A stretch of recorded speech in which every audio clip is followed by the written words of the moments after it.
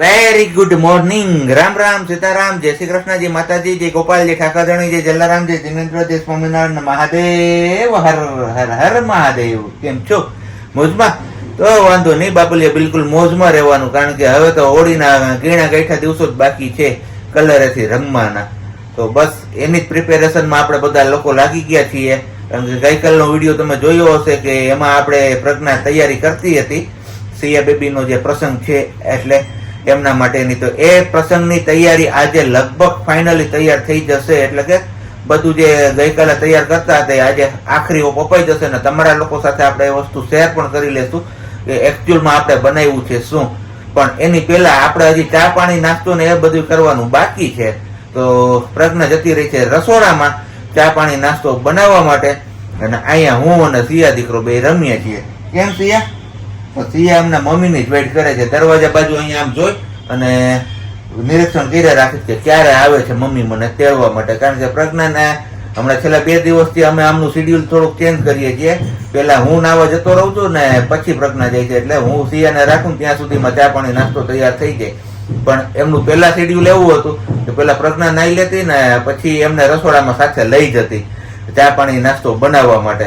તો હમણાં છેલ્લા 2 દિવસથી એ બધું છૂટી ગયું ને એટલે અમારો દીકરો અમારે આમ દરવાજા સામે જોઈએ જ રાખે કે ક્યારે આવશે મને તેડવો, ક્યારે આવશે તેડવો. તો આવું બધું હાલ્યા રાખે છે. પણ કઈ નહીં, ફટાફટથી આપણે ચા પાણી ને બધું પી લઈને પછી પાછા આગળ મળીએ છીએ. ત્યાં સુધીમાં તમે લોકો એ વિડીયોને લાઈક ન કરી તો લાઈક કરજો, ચેનલ ઉપર નવા હોય તો ચેનલને સબસ્ક્રાઇબ કરજો, અને સાથે સાથે બેલ આઇકન પ્રેસ કરવાનું પણ ના ભૂલતા. બેનબા આવી ગયા છે બેડરૂમમાંથી હોલમાં અને બસ એમનું બેસવાનું એન્જોય કરે છે. અને અહીંયા આપણે પ્રજ્ઞા કપડા હકેલવાનું કામ આદરી દીધું, કારણ કે 2 દિવસથી હકેલવાનો વેત નતો આવતો. બીજા ઇધર ઉધર કામમાં લાગી જતી હતી ને એમાં. આજે લેવાનો વેત નતો આવતો, હકેલવાનો નહીં, ઘરમાં જ નહોતા કપડા. એવું હે? કપડા દોરિયા દોરીએથી જ લેવાનો વેત ન આવ્યો 2 દી સુધી. 2 દી સુધી નહીં, કાલનો દિવસ. ઓકે. સાંજે તો મશીન કર્યું હતું ને કાલ સવારે મશીન કર્યું. એટલે કાલે કપડા લેવાનો ટાઈમ ન મળ્યો, બીજા કામમાં હતા ને એના લીધે. ને ગુડ મોર્નિંગ ને જય શ્રી કૃષ્ણ. ગુડ મોર્નિંગ ને જય શ્રી કૃષ્ણ. કેમ છો બધે? મજામાં ને? તો વાંધો નહીં, અમે જો આવું થોડુંક નવું કરીએ છીએ ને એટલે પુગાણ નથી રહેતું, બહુ થાકી રહેવી છે. નવું જો અહીંયા છે હજી અધૂરું જ છે. અધૂરા ઇદરા કઈ પૂરા થાય ખબર નહીં, અને એ નહીં પૂરું થાય કે બીજી તૈયારીમાં લાગી જવાનું છે. એટલે અમારું તો હું આમ ધીમે ધીમે હાઈલે રાખે ગાડી, હે ને સાહેબ? બરોબર છે. આ ફ્રોક મસ્ત નીકળ્યું, પહેરાવામાં ગમે એવું છે. 12 થી 18 મંથ નું છે, પણ સાઈઝ થોડીક નાની થઈ બેનને, તો હાડું ટૂંકું થાય છે. તો એ પહેરાવા કાઢી નાખવું પડશે. 10:30 નો સમય થઈ ગયો છે અને અમારે બેનબાની નીંદર થઈ ગઈ છે પૂરી. તો બેનબા જાગી ગયા છે અને હજી આપણું કામ કઈ આગળ વધ્યું નથી. કીધું પ્રજ્ઞા હું સિયા સુતી રહીએ ને એટલી વારમાં પ્રજ્ઞા કહે કે મારું અધૂરું જે કામ છે ને એ કામ પૂરું કરી લઉં. પણ હવે પૂરું કરવાનો મેળ જ ન આવ્યો અને ત્યાં અમારે બેનબાની નીંદર થઈ ગઈ પૂરી. તો બેનબા આવી ગયા છે આપણે ખોડામાં ને 10:30 થઈ ગયા છે. 10 વાગ્યાનો ચા આપણે 10:30 મુકાવ્યો છે. અને આજે બહાર એટલો ઠંડો પવન છે એની વાત ના પૂછો, બહુ ઠંડો પવન છે. આજે લગભગ બપોરે ગરમીનું પ્રમાણ નહીવત રહેશે, કારણ કે વાતાવરણ એકદમ અચાનકથી ઠંડુ થઈ ગયું છે. અને તમારા ગામમાં કેવું ઠંડુ વાતાવરણ છે એ તમારા લોકોએ કમેન્ટ્સ કરીને કહેવાનું છે.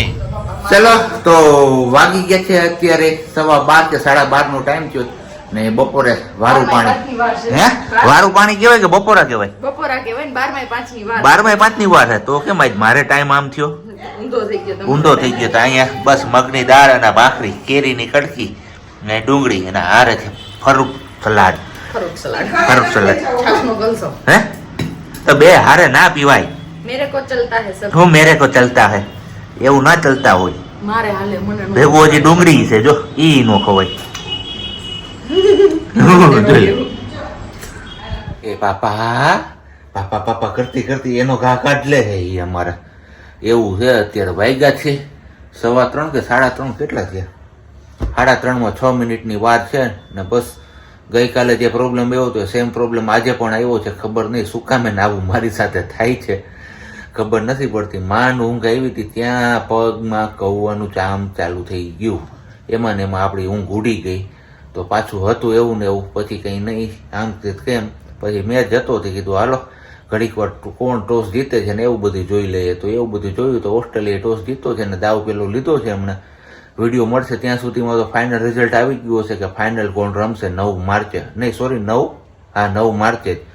અને ચા પાણીનો ટાઈમ થઈ ગયો છે તો કીધું હવે પ્રજ્ઞા ચા પાણી બનાવી દે તો કીધું ચા પાણી પી નાખીએ ને પછી કંઈક થોડીક વાર આમ ફ્રેશ થઈએ ને પછી કંઈક આપણો મેચ જોવાનો મૂડ બને એવું છે અત્યારે. ચા પાણી બધું પીવાઈ ગયું છે ને હવે આપણે કરીએ છીએ કાળા ધોરા હમણાં કેદુના કર્યા નહોતા ને તો કીધું હાલો કરી નાખીએ કાળા ધોરા, કારણ કે હમણાં હોળી આવે છે નજીક. આમ તો જો કે આપણે તો ક્યાંય કલરે રમવા દેવા છે નહીં, છતાંય કીધું અત્યારે કાળો કલર મારી દઈએ એટલે વાંધો ન આવે. કેમ બોલી જોઈએ છે હવે પહેલી વાર એની પાસે કાળા ધોરા કરાવું છું કેવા થાય છે. અડધું કાળું ને અડધું ધોરું ને એવું બધું છું પણ હાલે રાખે, આપણે કઈ બહાર તો જવું નથી. 2-3 દી થાય ત્યાં બધું હતું એવું ને એવું થઈ જાય. કલર જ્યાં ઈડો છે આપણે જ્યાં ત્યાંથી એ બધું ધોવાઈ જાય. અને બાકી તો બસ હવે તૈયારી થાય છે અત્યારે હોસ્પિટલ જવાની. પ્રિયાબેનને લઈને હોસ્પિટલ જવાનું છે હર્ષાબેન ગાજેને ત્યાં, કારણ કે ખબર નહીં એમને ઘણા દિવસો ત્યાં આંખની આજુબાજુમાં છે ને પેલું કંઈક બરુડી જેવું થયું છે ને અત્યારે હવે સ્કિન એકદમ ચમક મારે છે. તો હવે કીધું માથું નથી મારી રાખવું ને બતાવી આવો તમે. કેમ તો બસ જાય છે બતાવવા માટે, આપણે તો કઈ જઈ નથી શકવાના. હર્ષાબેન ને ત્યાં વર્ષાબેન ને લઈને જવાના છે અત્યારે. કેમ બાકી ઈ તો નાઈ ધોઈને તૈયાર થઈ ગઈ એવું છે. હોસ્પિટલ થી આવી ગયા છે ઘરે અને કઈ નથી, નોર્મલ છે એવું કીધું છે, કઈ ટેન્શન જેવી વાત નથી. પણ અહીંયા અમારા બેનબાને પિચકારી લઈ આવી દીધી તો પિચકારીમાં બીજી છે એલિફન્ટ વાળી, તો એ એમની પિચકારીમાં એન્જોય કરે છે. અને આપણે આ બધા બીજી પિચકારી ને આ બલૂન્સ ને એવું બધું લઈ આવી છે, કારણ કે કરવાનું છે મસ્ત મજાનું સિયાનું ફોટોશૂટ, એટલે એમના માટેનું છે. અને ગઈકાલે મેં તમને લોકોને કીધું હતું કે આપણે જે વસ્તુ બનાવીએ છીએ એ બની જશે, કમ્પ્લીટ થઈ જશે, પછી તમારા લોકો સાથે આપણે શેર કરીશું. તો એ વસ્તુ બની ગઈ છે, હમણાં પ્રજ્ઞા આવે પછી આપણે એ વસ્તુ તમારા લોકો સાથે શેર કરીએ કે કેવું આપણે બનાવ્યું છે. તમારે કમેન્ટ્સ કરીને ચોક્કસથી કહેવાનું છે, ભૂલવાનું ને. કલર તમારા લોકો સાથે આપણે શેર નહોતા કર્યા કે કેટલા લાવ્યા છે ને ક્યાં ક્યાં કલર લાવ્યા છીએ, તો એ પહેલા તમારા લોકો સાથે શેર કરી લઈએ. અને બાકી જે આપણે ગઈકાલે જે વસ્તુ બનાવતા હતા એ આ બોક્સની અંદર થઈ ગઈ છે ફિક્સ, એટલે કે હવે નીકળે એવું છે નહીં. તો એ સરપ્રાઈઝ રહેશે તમારા લોકો માટે કે આપણે શું બનાવ્યું છે. તો કે આઈડિયા તો તમને આપી જ દીધો હતો કે આપણે શું બનાવીએ છીએ, એ કહી જ દીધું હતું, પણ કેવું બનાવ્યું છે એ પછી જોશું આપણે. અને બાકી આ ગલાલ છે કંઈક, આ અબીલ છે, આ સફેદ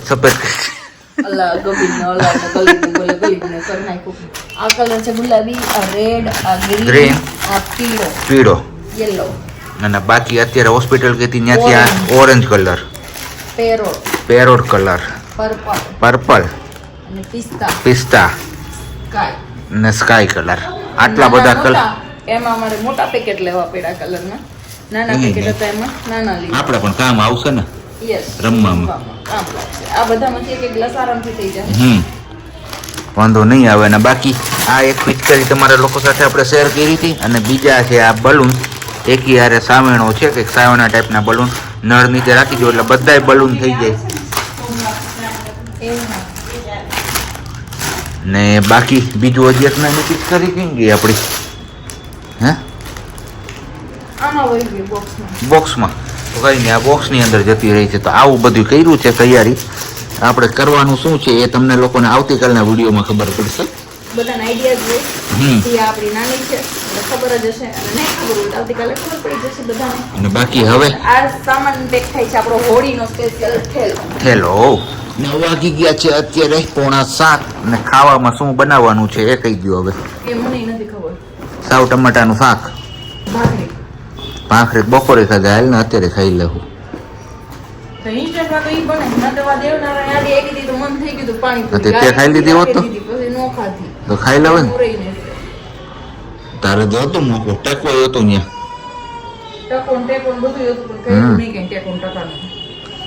કઈ નહીં, સારું હાલો જે બનાવવું હોય બીજું. જોઈએ કઈક તો કઈક બની જશે.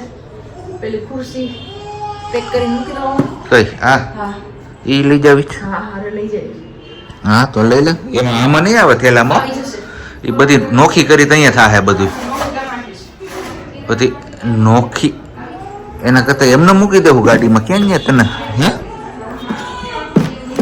નો હક થાય મારીને. આ બધું નોખું કરવામાં જ હોય કઈ રવિ નોખું બધું. મહાદેવજીની આરતી પણ સ્ટાર્ટ થઈ ગઈ છે અને આપણે એક પગે ડગમગ ઉભા રહ્યા છીએ અને રસોડામાં રસોઈની કામગીરી પણ ચાલુ થઈ ગઈ છે. બનવાનું છે મસ્ત મજાનું સેવ ટમેટાનું શાક અને ભાખરી. પહેલું ડિશ છે તો લે હાલ લે બોલો. આ તો ભાઈ ફૂલમાંથી સુલમાં ગયું. હું તો કીધું મેં તો કીધું હાલો આજે આપણે સેવ ટમેટાનું શાક ખાવાનું કીધું નથી હરખાઈ જાય. કાંઈ પહેલી વાર ધવલ લે કે સાદું સાદું હે હા કુંભ મેળામાંથી સ્નાન કરીને આવ્યો ને અમારા એપાર્ટમેન્ટમાંથી તો ત્યાં નીચે પેલું સામયું હતું તો ત્યાં ગઈ. હવે ત્યાંથી હું વાંધો પડ્યો પ્રિયાબેન ને ખબર નહીં એમાં કદી અમારું ટાઈમ ટેબલ ઇધર ઉધર થઈ ગયું છે. પણ કઈ નહીં જોઈએ છે હવે આગળ શું તમારા લોકો સાથે શેર થાય છે. ઘરનું બનેલું ભોજન શેર થાય છે કે પછી બહારનું ઓર્ડર કરેલું ભોજન શેર થાય છે એ તો હવે તમે વિડીયો જોશો આગળ ત્યારે જ તમને ખબર પડશે. શું કે તું ઓકે નાકલીના રોટનો નહીં રોટનો આમાં બોલવામાં લોતા લાગે. માથું બાથું ધોઈને આવ્યું ને એટલે તમને મારા માથામાં કરામત તો દેખાતી જ છે. અડધું દોરું ને અડધું ઓલું ને એવું એ આમનું છે બધું કાળું દોરું.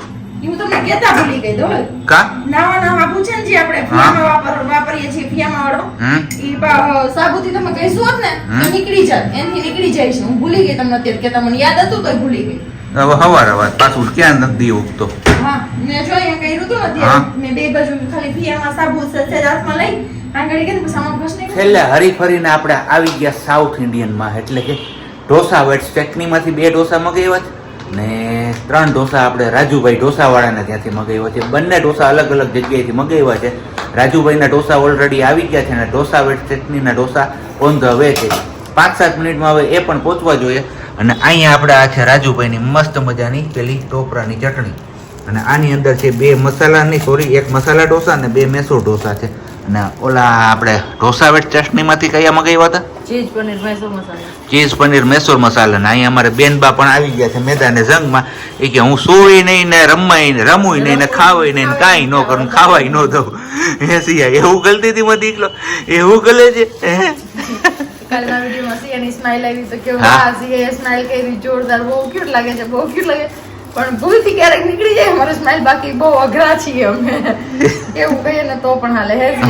રાજુભાઈ ઢોસા મગાવીએ ને ત્યાંથી જે આ ચટણી આવે છે ને રેડ કલરની એ આપણી એકદમ ફેવરિટ છે. ખબર નહીં શેની બનાવતા હોય છે એ પણ જોરદાર આવતી હોય છે એમ.